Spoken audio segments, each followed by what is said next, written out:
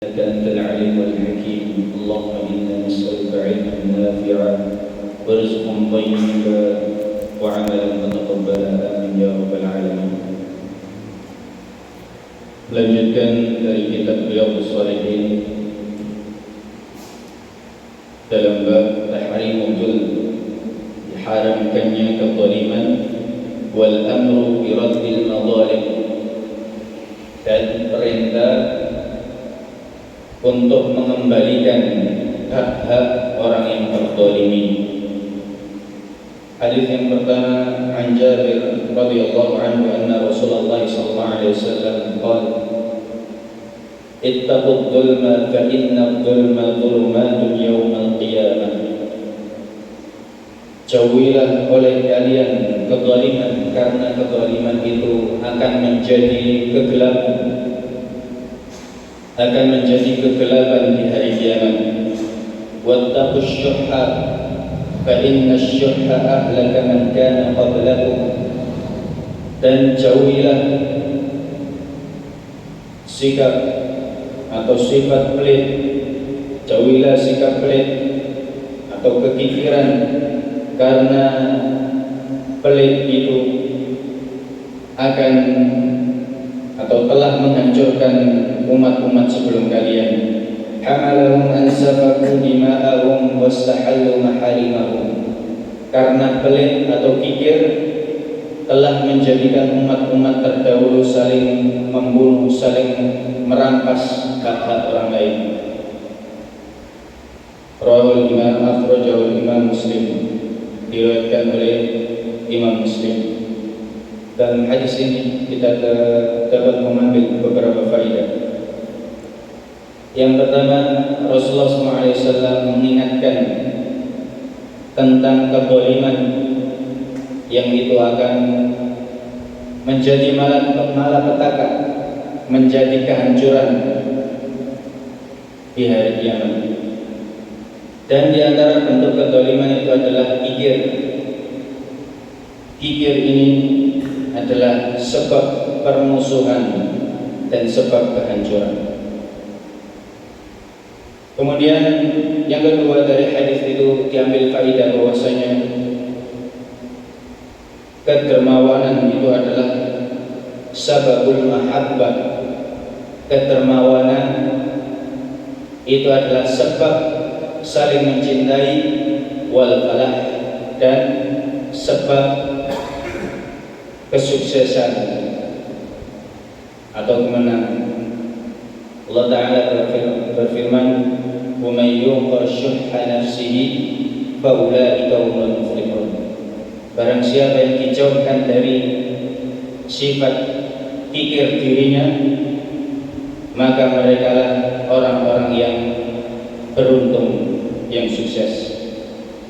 Maka Rasulullah SAW mewasiatkan kepada kita supaya kita saling menghadiahi, tahadaw, saling menghadiahilah kalian, agar kalian saling mencintai. Jadi rasa cinta ditumbuhkan dari kedermawanan, sedangkan kebencian itu tumbuh dari kekikiran. Maka para santri di sini khususnya kalian latihan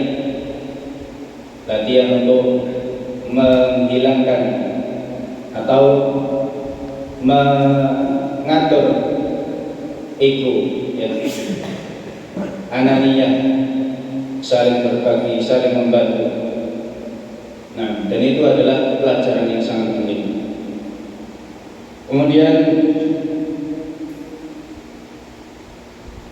di antara faedah dari hadis tersebut adalah bahwasanya kezaliman yang paling besar adalah kesyirikan. Karena Allah Ta'ala berfirman, "Inna syirka la dzulmun 'adzim." Sungguhnya kesyirikan itu adalah kezaliman yang sangat besar. Kemudian hadis yang kedua adalah hadis riwayat Imam Muslim dari sahabat Abu Hurairah radhiyallahu anhu. Rasulullah SAW bersabda, "La tu'addunna al-huquqa ila ahliha." Sungguh benar-benar hak-hak itu akan dikembalikan kepada pemiliknya yaumul qiyamah, pada hari kiamat, hatta yuqada bisyatil jalha min asyatil qarna. Bahkan hak-hak hewan seperti kambing yang tidak bertanduk, ketika dulu mendapatkan tandukan dari kambing yang bertanduk, maka di hari kiamat akan membalasnya. Dari hadis ini kita dapat mengambil faedah bahwasanya Allah Subhanahu wa taala itu Maha Adil. Bahkan Allah tunjukkan keadilannya terhadap hewan. Jadi hewan yang pernah disakiti oleh hewan lain ketika di dunia, itu nanti hari kiamat akan diberikan kesempatan untuk membalas. Ini adalah hewan. Maka apalagi manusia. Para santri khususnya banyak di mana-mana berita kasus bully, kasus pemukulan dan lain sebagainya. Ini jangan sampai terjadi. Karena kezaliman apapun terhadap orang lain itu semuanya diketahui oleh Allah. Dan orang yang terzalimi itu juga hamba Allah. Ketika mereka terzalimi, maka Allah lah yang akan membalaskannya. Jangankan manusia, hewan saja dibalas. Ini menunjukkan keadilan Allah Subhanahu wa taala. Maka para santri jangan saling mengejek, memberi julukan, kemudian mengambil hak temannya tanpa izin, apalagi sampai memukul. Ini semuanya bentuk kezaliman.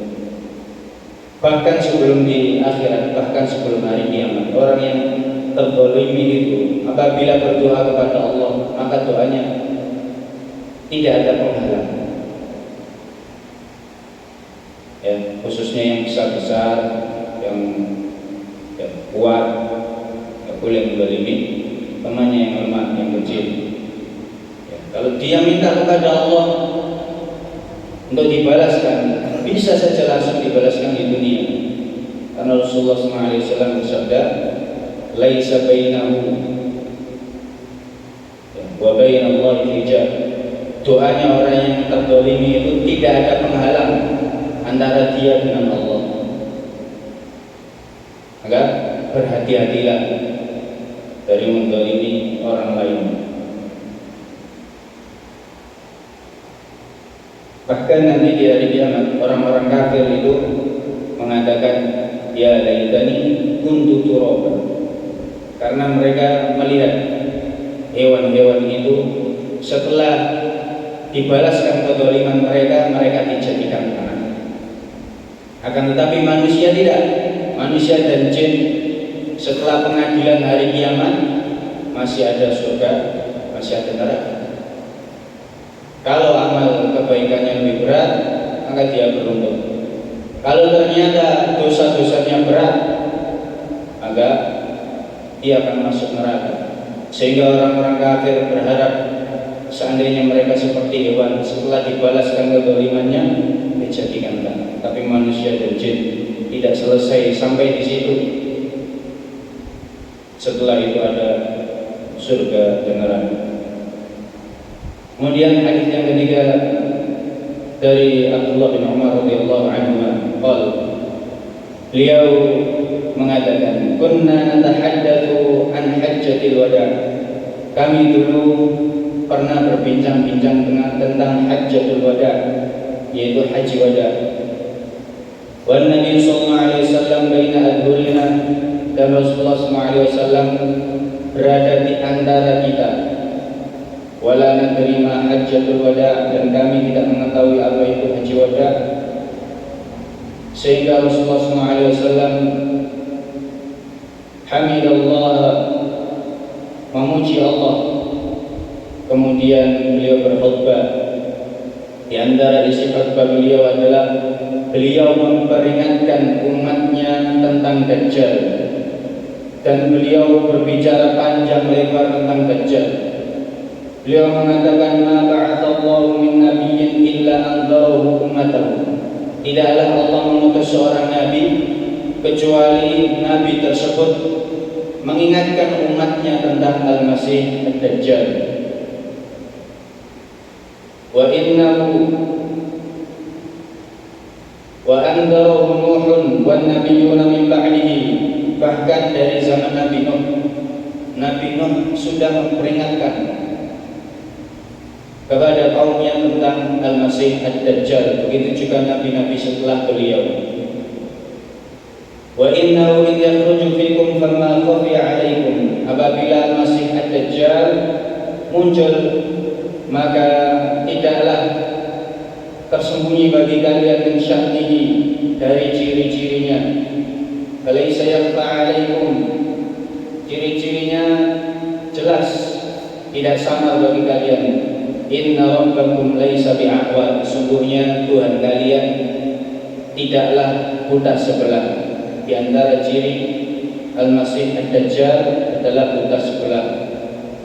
Wa innahu a'waru 'ainil yumna, dan sungguhnya Dajjal itu matanya buta sebelah kanan. Ka'annahu 'inabatun qafiyah, ka'anna 'ainahu 'inabatun qafiyah. Matanya yang buta itu seperti anggur yang menonjol. Ala inna Allah harrama 'alaikum dima'akum wa amwalakum ka hurmati yaumikum hadha.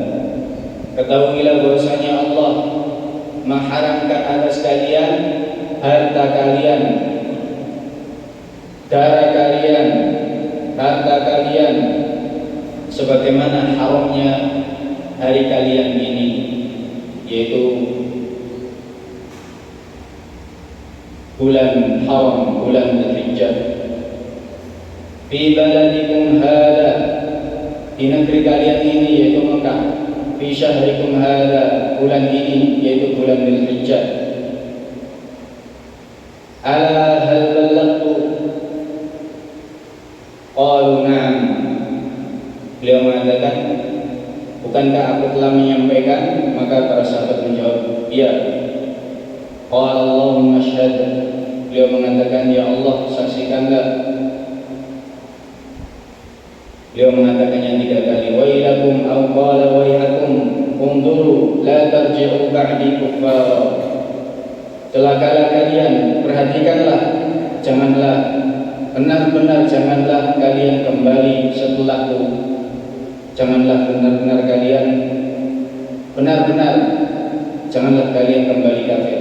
Yang beribu ba'dukum riqaba ba'din, yang orang-orang kafir itu saling membunuh. Jangan sampai kalian seperti mereka, yaitu saling membunuh. Rawahu Imam Bukhari wa Muslim. Diriwayatkan Imam Bukhari dan Imam Muslim. Dari hadis ini dapat diambil faedah. Yang pertama adalah Rasulullah SAW sangat peduli dan sangat kasih sayang terhadap umatnya, sehingga beliau memperingatkan agar mereka tidak saling menzalimi, tidak terjatuh dalam fitnah. Yang kedua, bahwasanya di antara ciri orang kafir mereka itu saling membunuh. Maka seorang muslim janganlah seperti orang kafir. Kemudian yang ketiga, dalam hadis ini ditekankan lagi oleh Rasulullah SAW tentang haramnya kezaliman, bahwasanya diri seorang muslim, hartanya, kehormatannya itu adalah haram bagi muslim lain. Maka jangan sampai kita menzalimi orang lain, dan semoga Allah Subhanahu wa ta'ala memberikan taufik untuk kita semua. Amin ya rabbal alamin. Qul qawli hadza astaghfirullah li wa lakum subhanakallahumma wa bihamdika asyhadu an la ilaha illa anta astaghfiruka wa atubu ilaik. Assalamualaikum warahmatullahi wabarakatuh.